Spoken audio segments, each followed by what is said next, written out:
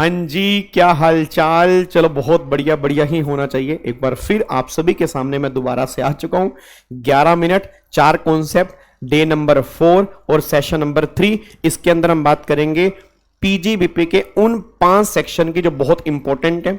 10 minute के अंदर मैं पांचों सेक्शन आपको रिकॉल करवाने की कोशिश करूंगा, क्योंकि इन पांचों में से इस बार के एग्जाम में कंफर्म एक क्वेश्चन बनने वाला है। वो सेक्शन है 44AA, 44AB, 44AD, 44ADA और 44AE। ये 5 सेक्शन एक बार हम फटाफट से रिवाइज करने जा रहे हैं। अब अगर मैं 44AA की बात करूंगा, वो बुक्स ऑफ अकाउंट्स मेंटेन करने का है कि बुक्स ऑफ अकाउंट्स हमें मेंटेन करनी कब है। तो गवर्नमेंट ने कहा बुक्स ऑफ अकाउंट्स कब मेंटेन करनी है, डिपेंड करता है कि तुम हो कौन। अगर गवर्नमेंट करिए, अगर तुम स्पेसिफाइड प्रोफेशन कैरी करते हो। अब स्पेसिफाइड प्रोफेशन में कौन कौन से प्रोफेशन आएंगे, याद करो मैंने क्लास में कहा था ये 9 तरह के प्रोफेशन ऐसे हैं जो स्पेसिफाइड प्रोफेशन वाली कैटेगरी में आते हैं।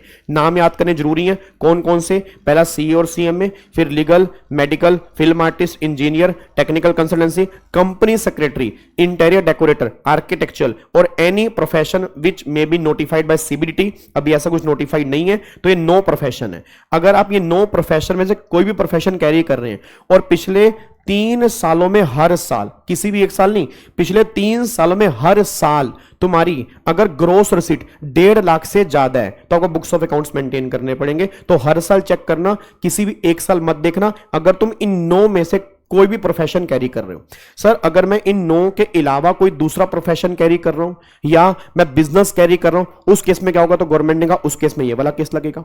अब गवर्नमेंट ने कहा अगर तुम इस वाली कैटेगरी में कवर हो, अगर तुम इंडिविजुअल एचयूएफ हो, तुम्हारी लिमिट अलग है।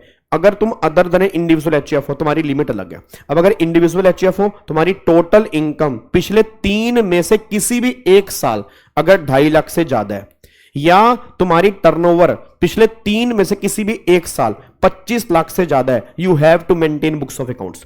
और अगर तुम इंडिविजुअल एचयूएफ नहीं हो, पिछले 3 में से किसी भी एक साल तुम्हारी टोटल इनकम 1,20,000 से ज्यादा है, या तुम्हारी टर्नओवर पिछले 3 में से किसी भी एक साल 10 लाख से ज्यादा है, तो गवर्नमेंट कह रही फिर तुम्हें बुक्स ऑफ अकाउंट्स मेंटेन करना जरूरी है। ये लिमिट निकल के आ रही है। और अगर बुक्स ऑफ अकाउंट्स मेंटेन नहीं करोगे तो 25,000 रुपए तक की पेनल्टी आपके हाथ में एप्लीकेबल हो जाएगी। ये बात ध्यान दो, ये बुक्स ऑफ अकाउंट्स की है। एक बार दोबारा से कौन कौन सी लिमिट है। पहली बात तो स्पेसिफाइड प्रोफेशन में 1.5 लाख रुपए की लिमिट है, और 3 सालों में हर साल ये हमें 1.5 लाख से ऊपर होनी चाहिए, तब जाके बुक्स ऑफ अकाउंट्स मेंटेन करने हैं। अगर तुम स्पेसिफाइड प्रोफेशन में नहीं हो, अदर प्रोफेशन में हो या बिजनेस में हो, फिर 2 केस हैं। इंडिविजुअल एचयूएफ में अलग है, अदर में अलग है। इंडिविजुअल एचयूएफ में या तो टोटल इनकम 2.5 लाख से ऊपर हो, या टर्नओवर 25 लाख से ऊपर हो पिछले 3 में से किसी भी एक साल।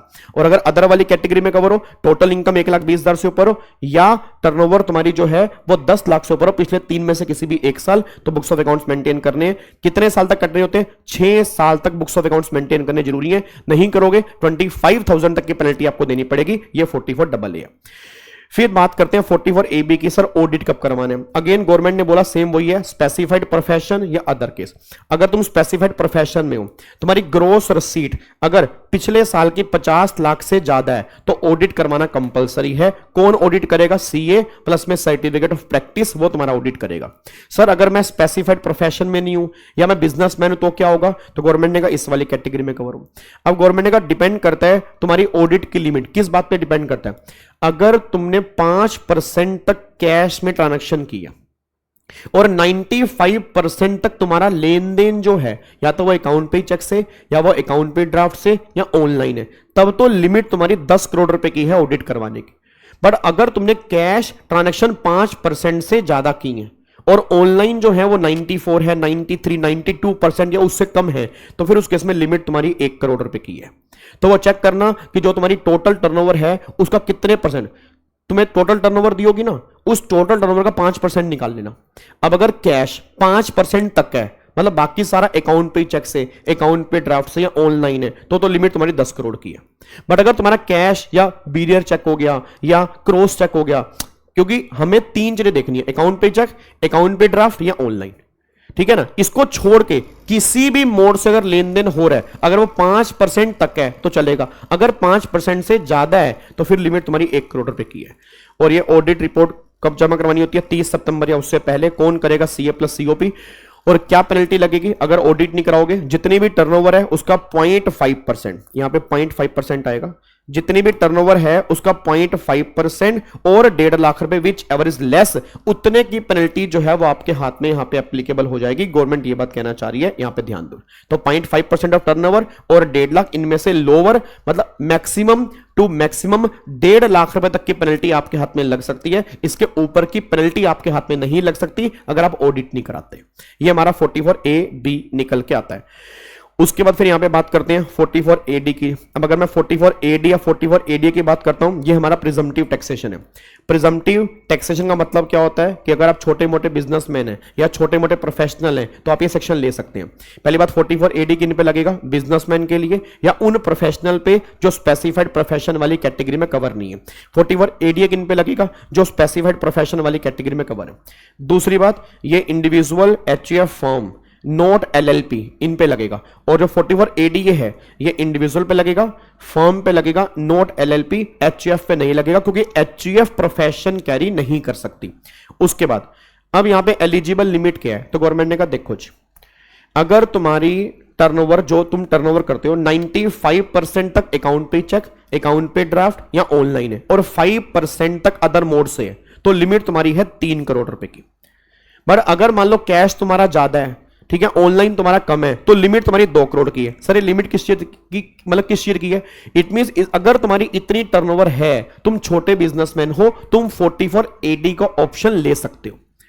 और 44AD में लिमिट कितनी है? अगर 5% और 95 है तो लिमिट 75 लाख की है, और अगर कैश तुम्हारा ज्यादा है, ऑनलाइन कम है, तो लिमिट तुम्हारी 50 लाख की है।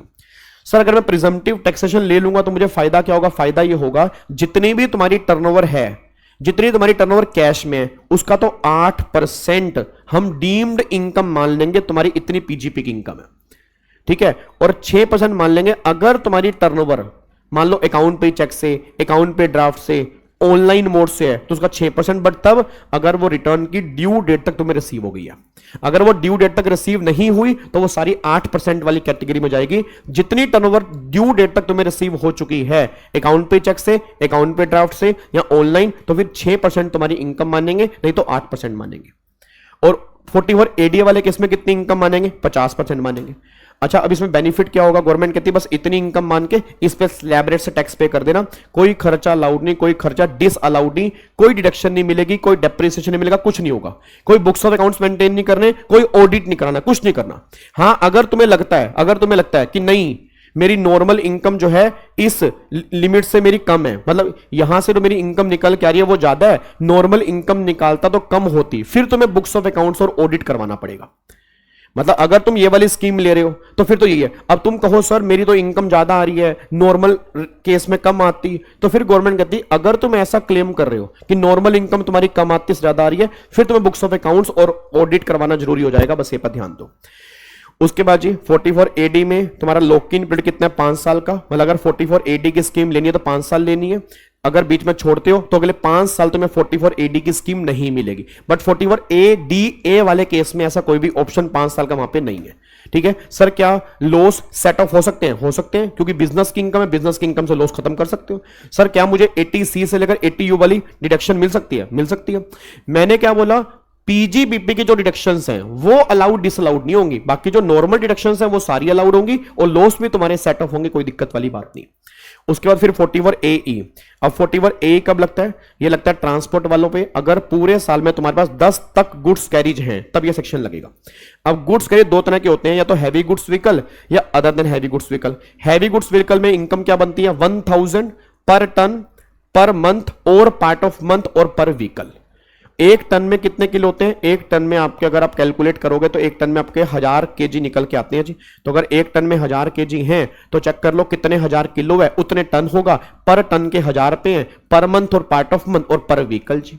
और अगर हैवी गुड्स व्हीकल नहीं है तो 7500 पर व्हीकल, पर मंथ और पार्ट ऑफ मंथ, इस तरह से इनकम निकालते हैं।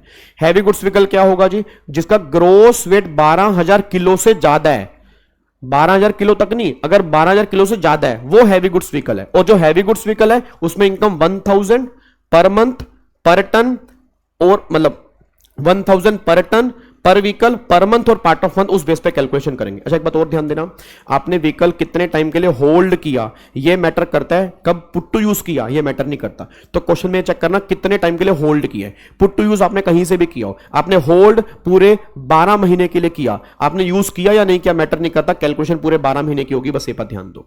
अब यहां पे क्वेश्चन दिया हुआ है, आप उसके बेस पे यहां पे कैलकुलेशन कर सकते हैं। तो 5 सेक्शन बहुत इंपॉर्टेंट है। 44 AA books of accounts, 44 AB audit वाला, 44 AD presumptive taxation for business, 44 ADA presumptive taxation for professional, और 44 AE जो ट्रांसपोर्ट वालों के लिए होता है।